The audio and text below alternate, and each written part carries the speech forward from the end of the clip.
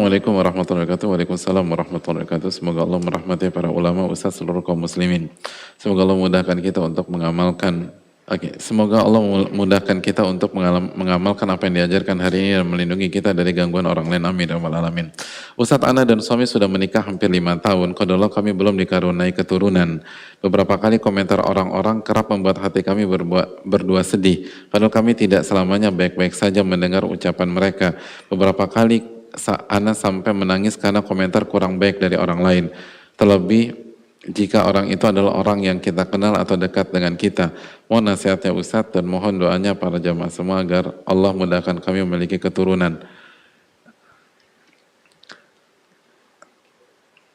Hadirin Allah muliakan,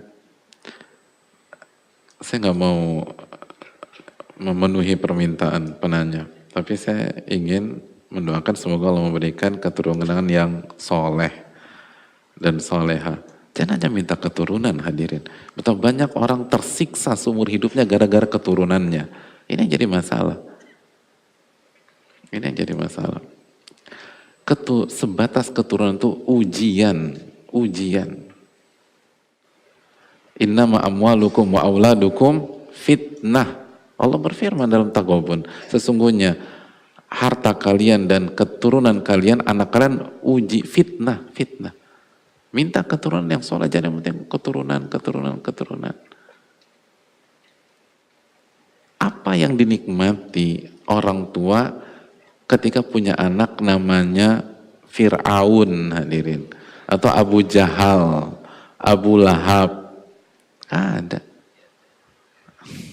Jadi hadirin yang Allah muliakan, jangan berpikir sebatas keturunan. Minta keturunan yang soleh. Kita tahu setiap Jumat antum baca surat Al-Kahfi. Lihat bagaimana kisah Nabi Musa dan Nabi Khadir. Jamaah yang Allah muliakan. Jangan berpikir seperti orang yang belum belajar. Kita nggak pernah tahu. Yang poin paling penting dalam masalah ini tentang masalah hati kita pautkan kemana, itu poinnya. Ketika hati kita pautkan ke Allah, dan kita yakin Allah yang maha tahu, yang terbaik buat kita. Allah yang maha baik. Allah yang maha pengasih lagi maha penyayang. Dan kita ingat surat Al-Baqarah ayat 216, wa asa an takrahu syai'an wa huwa khairul lakum wa asa an tuhibbu syai'an wa huwa syarrul lakum wallahu ya'lam wa antum la ta'lamun. Bisa jadi yang kalian tidak sukai itu yang terbaik buat kalian, dan bisa jadi yang kalian sukai itu buruk buat kalian. Allah yang maha tahu, kalian gak tahu apa-apa. Siapa yang bisa memastikan kalau kita punya keturunan itu yang terbaik buat kita? Siapa yang bisa pastikan anaknya soleh dan soleha? Gak ada. Oleh karena yang paling tahu itu Allah tabaraka wa ta'ala. Ini masalah ini bukan masalah ucapan manusia. Ini masalah kekurangan iman kita terhadap takdir Allah. Kekurangan yakinnya kita bahwa Allah yang paling tahu yang terbaik buat kita. Dan ini bukan masalah ucapan manusia, tapi terpautnya hati kita ke ucapan manusia. Gak bisa, gak akan bahagia. Jangan pautkan hati kita ke ucapan orang. Pautkan hati kita ke apa yang membuat Allah ridho dan apa yang membuat Allah nggak ridho. Itu fokus ke sana. Aisyah radhiyallahu nggak punya anak, hadirin. Aisyah. Tanya semua wanita yang berkeluarga, berumah tangga. Secara umum, mereka ingin punya anak. Apalagi kalau suami mereka tuh baik, suami mereka soleh. Sebuah kehormatan atau kebanggaan bagi banyak wanita itu ketika bisa memberikan anak kepada suami yang baik dan soleh.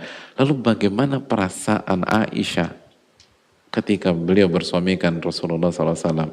Tapi Allah takdirkan gak punya anak. Dan gak pernah tuh ada curhatan Aisyah tentang masalah ini. Gak pernah ada, setahu saya tentu saja, kalau ada yang punya riwayat tolong dikasih tahu. Tapi saya belum pernah ngeliat ada hal demikian. Sampai terpukul, sedih segala macam, gak ada. Karena yang paling tahu itu Allah tabaraka wa ta'ala, bukan kita. Kalau kita benar-benar meresapi bahwa kita ini hamba, kita nggak ngerti, yang ngerti itu Allah. Dan Allah sudah kasih yang terbaik, udah bismillah jalankan, gak ada masalah. Gak ada masalah. Ini bukan masalah ucapan orang, ini masalah hati. Kemana hati kita labuhkan? Ke apa yang Allah ridhoi atau ke opini dan framing yang dibuat oleh pihak lain, gitu aja. Jangan hidup terbelenggu dan terpenjara dan tersandera ucapan-ucapan orang. Gak akan bahagia kita kalau hidup kita tersandera ucapan orang.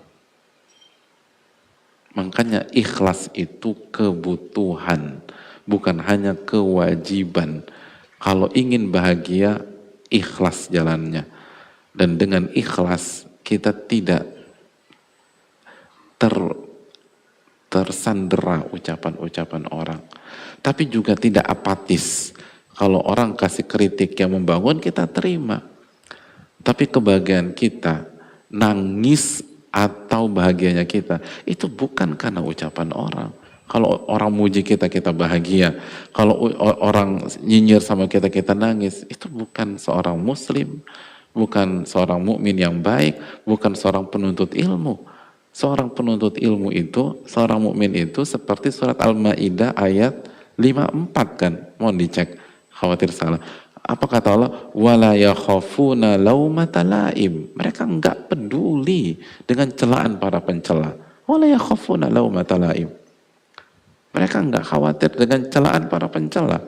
Wala yakhafun laumata laim. Makanya Al-Imam Ibnu Qayyim menjelaskan bahwa penuntut ilmu, benar kan? Al-Maidah 54. Iya, Al-Maidah 54. Wala yakhafuna laumata laim. Oleh karena Ibnu Qayyim rahimahullah dalam kitab beliau menjelaskan bahwa penuntut ilmu, orang-orang besar, orang-orang mencari kemuliaan, itu celaan orang, nyinyiran orang tidak akan menghambat dia dari mengejar tujuannya. Gak ada.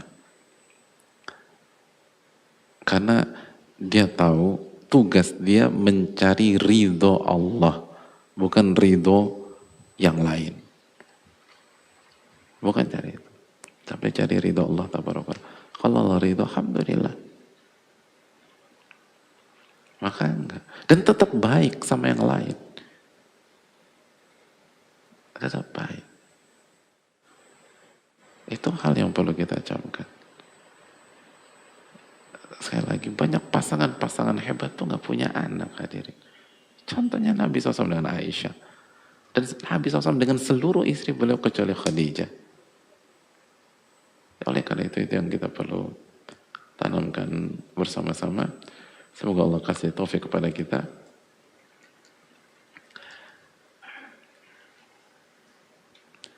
Semoga kita memberikan, semoga Allah memberikan kita kebaikan, dan lagi-lagi jaga hal ini dan jangan jadi pribadi yang mengganggu, tapi rubahlah. Kalau kita merasa ini kayaknya saya banget, jangan putus asa. La taqnatu min rahmatillah. Jangan putus asa dari rahmat Allah. Jangan putus asa. Innallaha yaghfiru dzunuba. Allah menghapus dosa, tinggal dirubah aja. Tinggal minta pertolongan sama Allah Subhanahu wa taala. Ini yang bisa saya sampaikan. Subhanakallahumma wa bihamdika asyhadu an la ilaha illa anta astaghfiruka wa atubu ilaik. Assalamualaikum warahmatullahi wabarakatuh.